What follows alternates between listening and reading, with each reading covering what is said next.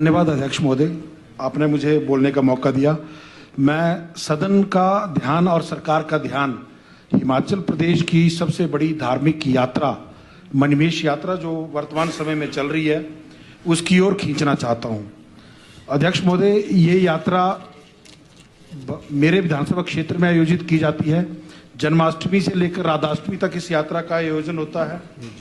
प्रतिवर्ष यात्रा का दायरा और यात्रा में आने वाले यात्रियों की संख्या बढ़ती जा रही है।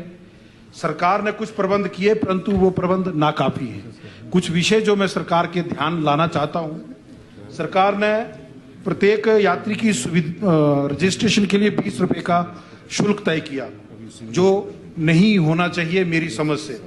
शौचालय की सुविधा वहां पर उपलब्ध नहीं है। ट्रैफिक जैम बहुत बड़े लग रहे हैं। पार्किंग की व्यवस्था कोई नहीं है। पीने का पानी कोई नहीं है, वहां उपलब्ध नहीं है। और साथ ही साथ भरमौर पूरे कस्बे से लेकर पूरे यात्रा का जो मार्ग है उस यात्रा में भी अव्यवस्थाओं का आलम यह है कि लोग खुले में शौच करने को मजबूर है। इस वर्ष का जो अभी तक का जो आंकड़ा है, लगभग 1.5 लाख से अधिक श्रद्धालु उस यात्रा में जा चुके हैं। तो पिछले कल भी वहां बहुत बड़ा हंगामा हुआ।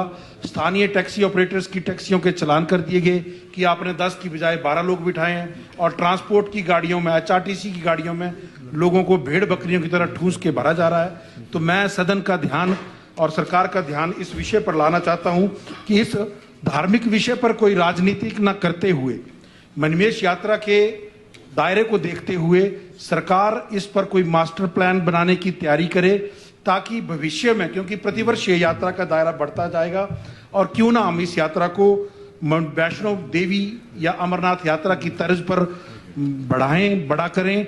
और मैं तो ये भी आग्रह करना चाहूंगा सरकार से कि सरकार इस यात्रा को, जैसे मैंने पहले भी कहा, हिमाचल की सबसे बड़ी धार्मिक यात्रा है, इसका दायरा बढ़ाए और साथ ही साथ इस यात्रा को राज्य स्तरीय जो इम्पोर्टेंस है वो दी जाए।